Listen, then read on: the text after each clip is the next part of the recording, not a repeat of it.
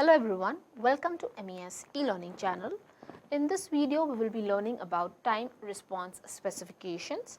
So here on the question, we have to find time response specifications for the given transfer function. So we can see that this equation is in the form of the equation that I am writing down. So we can easily compare both of these equations to find out few values which we can later on use to find out the time response specifications. Now, when we compare these two equations with each other, we get the value of omega n square, correct? We get the value of omega n square, which is equal to 1. Therefore, we can say that omega n is also equal to 1. Radians per second is the unit. Then again when we compare, we see that 2 omega n is equal to 1, correct. So, let us write it down. So, 2 epsilon omega n is equal to 1 when we compare both of these denominators.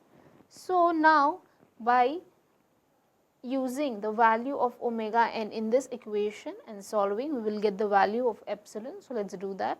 So, if this is this, if we substitute the value of omega n here, which is 1, we can say that the value of epsilon is equal to 1 by 2, which is 0.5, correct. So, epsilon's value is 0.5. Now, let us calculate the damped frequency.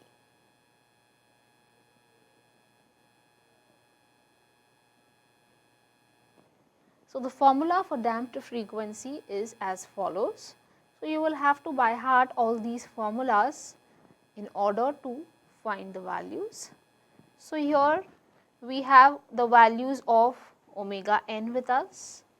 We know the value of omega n, we know the value of epsilon. We will substitute these values in this equation and get the value of damped frequency.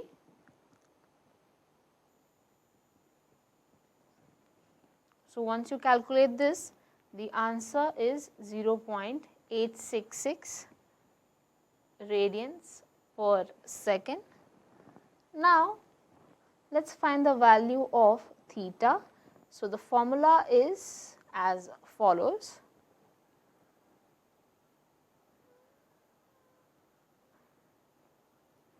So, again we know the value of epsilon, we will be substituting that. Okay. So, after substituting the values,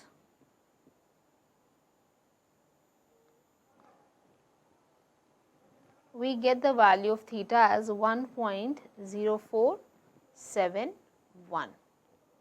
Okay. Now, let us find the value of natural frequency. So, natural frequency is denoted as omega n. We already know the value of omega n, which is here. So, we will directly write the value, that is 1 radians per second. Next, we will be finding the damping factor. The damping factor is nothing but epsilon.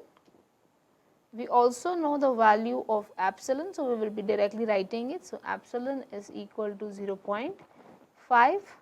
Then we will be calculating the delay time. Delay time is denoted by Td. The formula is as follows. So, this is the formula for Td, that is delay time. We know, so this 0.7 is a constant. We know the value of epsilon and omega n. Let us substitute that. Epsilon is 0.5 and omega n is 1. So, after substituting the values, we know that Td is 1.35 seconds. Okay. Then we need to find the rise time. Rise time is denoted by TR, which is given by pi minus theta upon omega d. So, we know the value of theta, right. We also know the value of omega d, that is the damped frequency, which is this value 0.866. So, we will be substituting those values. So, after calculating, we get the value of rise time as 2.418 seconds. Then we will be calculating the peak time. Peak time is denoted by Tp, which is equal to pi upon omega d. So, pi upon omega d, that is the damping frequency, is 0.866 as we calculated. After calculating this, we get the answer as 3.627 seconds. Then finally, we have to calculate the value of peak overshoot. So, peak overshoot is denoted by MP, percentage MP, which is equal to the formula as written.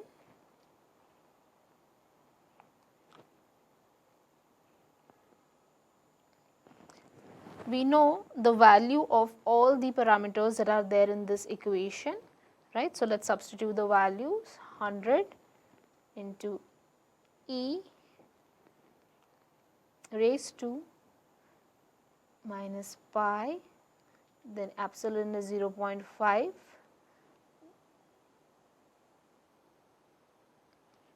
after calculating the answer is 16.30%, okay. And then settling time, that is Ts, is equal to 4 upon epsilon omega n, which is equal to 4 is a constant, epsilon is known to us 0.5, omega n is known to us, which is 1. After solving this, we get the answer as 8 seconds. So, these are all the time response specifications for the given system. If you have any doubt, please put them down in the comment section. Thank you for watching.